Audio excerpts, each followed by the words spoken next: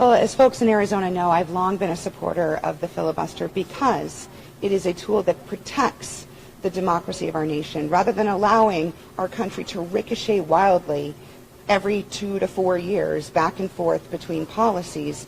The idea of the filibuster was created by those who came before us, the United States Senate, to create comity and to encourage senators to find bipartisanship and work together. And while there are some who don't believe that bipartisanship is possible, I think that I'm a daily example that bipartisanship is possible. Not just this trip today and tomorrow that John and I are doing, but the work that John and I and many other of my colleagues in both parties do on a regular basis. So to those who say we must make a choice between the filibuster and X, I say this is a false choice. The reality is that when you have a system that's not working effectively, and I would think that most would agree that the Senate's not a particularly well-oiled machine, right? The way to fix that is to change your behavior. Not to eliminate the rules or change the rules, but to change your behavior. So I'm going to continue to go to work every day, aggressively seeking bipartisanship in a cheerful and happy warrior way, as I always do, and showing that when we work together, we can get things done. That was Democratic Senator Kyrsten Sinema explaining why she believes the filibuster is based. Now, if you noticed, out of all the crazy things that she said, the word salad that she made, whenever you can pick out anything that was slightly coherent, the opposite was actually true. Like the filibuster is quite literally being used to obstruct her own party's agenda.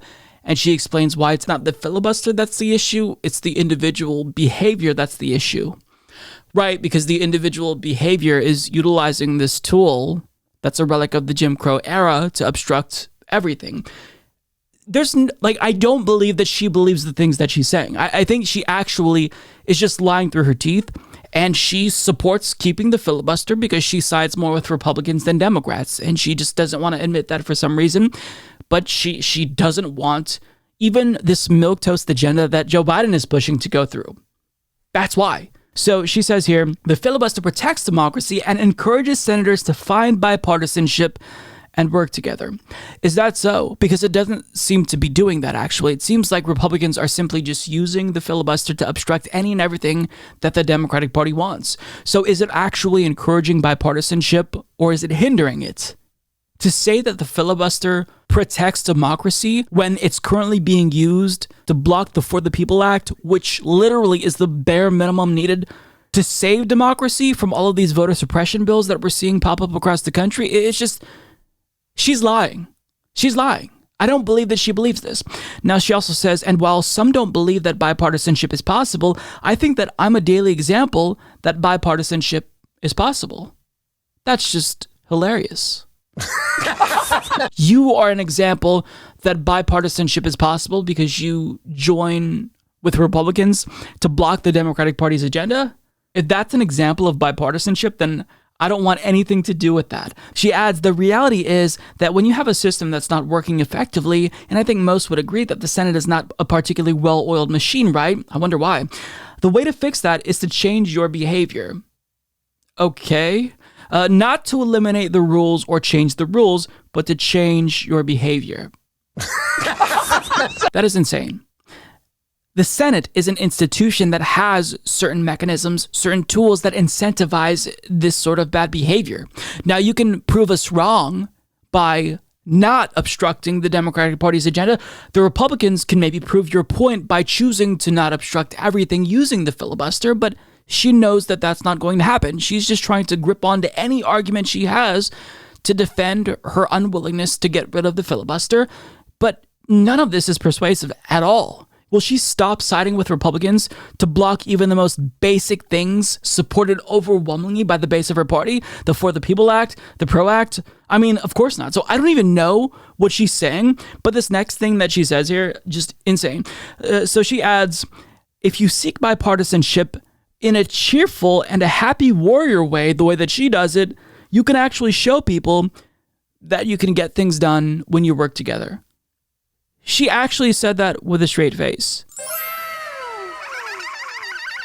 So I think I know what she's talking about, because there's an example of this. Here she is, gleefully siding with Republicans to fuck over American workers and vote down a $15 an hour minimum wage increase. That's what she means by just being a cheerful and a happy warrior. That's how you accomplish things. Just like giddily fuck over Americans. Do a little ooh-ooh or a heart emoji while you do it. And that's just like, that's the way you get bipartisanship, folks. This is childish, which is why I don't think she believes this bullshit. There's no way a functioning adult would come to this conclusion. Like, she sounds like a stupid person.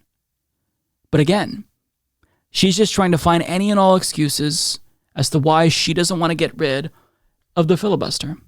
Now, what needs to happen is that Joe Biden actually needs to grow a spine and condemn individuals like her and Joe Manchin, who are not good faith actors. They're lying. The reasoning that they give as to why they want to keep the filibuster, all you have to do is take what she's saying at face value and see that it's preposterous. Oh, I want to keep the filibuster because it encourages bipartisanship.